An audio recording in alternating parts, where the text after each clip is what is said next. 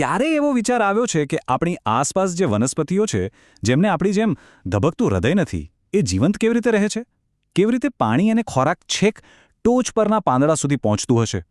ચાલો આજે આપણે વનસ્પતિની અંદર રહેલા આ અદૃશ્ય હાઈવેની એક મજેદાર સફર કરીએ અને આ રહસ્યને સમજીએ. આ સવાલ ખરેખર વિચારવા જેવો છે, નહીં? મોટા મોટા વૃક્ષો ગુરુત્વાકર્ષણના નિયમને જાણે કે પડકાર ફેંકી રહ્યા છે. મૂળમાંથી પાણીને સેંકડો ફૂટ ઊંચે પહોંચાડવું, એ પણ હૃદય જેવા કોઈ પંપ વગર. આ કોઈ જાદુ નથી, પણ ભૌતિકશાસ્ત્ર અને જીવવિજ્ઞાનનો એક એવો અદ્ભુત તાલમેલ છે જે આપણને ખરેખર આશ્ચર્યમાં મૂકી દે.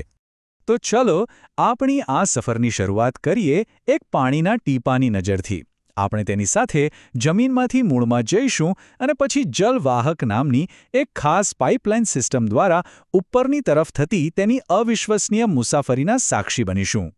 આખી પ્રક્રિયાની શરૂઆત જમીનની નીચે થાય છે. જુઓ, વનસ્પતિના મૂળ શું કરે છે? એ જમીનમાંથી સક્રિય રીતે એટલે કે ઊર્જા વાપરીને ખનિજ આયનોને પોતાની અંદર ખેંચે છે.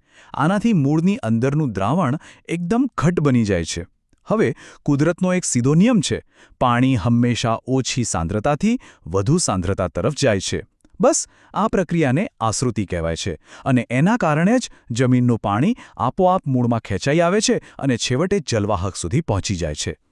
પણ એક મિનિટ, આટલી ઊંચાઈ સુધી પાણીનો આખો સ્તંભ તૂટ્યા વગર ટકી કઈ રીતે રહે? આનો જવાબ પાણીના પોતાના જ કેટલાક જાદુઈ કહી શકાય એવા ભૌતિક ગુણધર્મોમાં છુપાયેલો છે. આ ગુણધર્મો પાણીના અણુઓનો એક મજબૂત અખંડ દોરો બનાવે છે. અહીં બે ગજબના બળ કામ કરે છે. પહેલું છે સંલગ્ન બળ.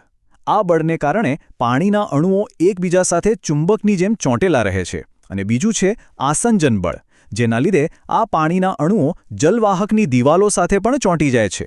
આ બંને બળો ભેગા મળીને પાણીની એક એવી મજબૂત સાંકળ બનાવે છે જે સહેલાઈથી તૂટતી નથી. તો ઠીક છે, પાણીની સાંકળ બની ગઈ. પણ આ સાંકળને ઉપર કોણ ખેંચે છે? એ શક્તિશાળી એન્જિન કેવું છે? વેલ, એ એન્જિનનું નામ છે બાષ્પોત્સર્જન. આ એક એવી પ્રક્રિયા છે જેમાં વનસ્પતિ પોતાના પાંદડા પર આવેલા હજારો લાખો નાના છિદ્રોમાંથી પાણીને વરાળ બનાવીને હવામાં ઉડાડે છે. હવે ખરી મજા અહીં છે. જેમ જેમ પાંદડામાંથી પાણીનો એક અણુ વરાળ બનીને ઉડી જાય છે, એ પોતાની પાછળ એક ખેંચાણ પેદા કરે છે. આને આપણે ચૂસક દબાણ કહી શકીએ. બિલકુલ એવું જ, જાણે આપણે સ્ટ્રોથી કોઈ ઠંડુ પીણું પીતા હોઈએ. દરેક બહાર નીકળતો અણુ તેની નીચે રહેલા અણુને ઉપર તરફ ખેંચે છે. અને આ ખેંચાણ કેટલું શક્તિશાળી હોય છે? કોઈ અંદાજ છે? એ પાણીને લગભગ 130 મીટરની ઊંચાઈ સુધી ખેંચી શકે છે. આ તો દુનિયાના સૌથી ઊંચા વૃક્ષો કરતાં પણ વધારે ઊંચાઈ છે. કુદરતી એન્જિનિયરિંગનો આનાથી સારો નમૂનો બીજો કયો હોઈ શકે? ચાલો, પાણીની આખી સફર તો સમજાઈ ગઈ. પણ વનસ્પતિ જે ખોરાક બનાવે છે, એનું શું? હવે આપણે પાંદડામાં બનેલી ખાંડની સફર પર નીકળીશું. આ સફર અન્નવાહક નામના એક બીજા અત્યાધુનિક પરિવહન માર્ગ પર થાય છે. પાણીનું વહન જે છે એ મોટે ભાગે નિષ્ક્રિય પરિવહન છે. મતલબ કે એમાં કુદરતી બળો કામ કરે છે અને છોડને ખાસ કોઈ ઊર્જા વાપરવી નથી પડતી. પણ ખોરાકનું વહન સક્રિય છે. આનો અર્થ એ છે કે છોડને એટીપીના રૂપમાં પોતાની શક્તિ ખર્ચવી પડે છે. આ એકદમ કોઈ સામાન્ય પહાડ પર ચડાવવા જેવું છે, જેમાં મહેનત લાગે. ચાલો આ બંને હાઈવેની સરખામણી કરીએ તો આખી વાત એકદમ સ્પષ્ટ થઈ જશે. જલવાહક એ મૃત કોષોની બનેલી એક વન વે પાઇપલાઇન જેવું છે, જે ફક્ત પાણીને ઉપર લઈ જાય છે. જ્યારે અન્નવાહક એ જીવંત કોષોનું એક જટિલ નેટવર્ક છે. તે ખોરાકને જરૂર પ્રમાણે ઉપર કે નીચે એમ બંને દિશામાં પહોંચાડી શકે છે. ખોરાકની આ અવરજવરને વૈજ્ઞાનિક ભાષામાં સ્થળાંતરણ કહેવામાં આવે છે. આ પ્રક્રિયામાં ખોરાક સ્ત્રોત એટલે કે જ્યાં તે બને છે, દાખલા તરીકે પાંદડું, ત્યાંથી સિંક એટલે કે જ્યાં તેની જરૂર છે અથવા જ્યાં તેનો સંગ્રહ થાય છે, જેમ કે ફળ, બીજ કે મૂળ, ત્યાં સુધી પહોંચાડવામાં આવે છે. તો આ સ્થળાંતરણ થાય છે કેવી રીતે? તે દબાણ પ્રવાહના સિદ્ધાંત પર કામ કરે છે. સૌથી પહેલાં છોડ ઊર્જા વાપરીને પાંદડામાં બનેલી ખાંડને અન્નવાહકમાં ભરે છે. હવે જ્યાં ખાંડ ભેગી થાય ત્યાં દ્રાવણ ઘટ્ટ બને, એટલે બાજુની જલવાહકમાંથી પાણી અંદર ધસી આવે છે. આનાથી ત્યાં પાણીનું ઉચ્ચ દબાણ સર્જાય છે.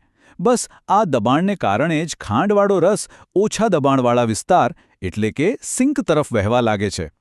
ત્યાં પહોંચીને ફરીથી ઊર્જા વાપરીને ખાંડને ખાલી કરી દેવાય છે.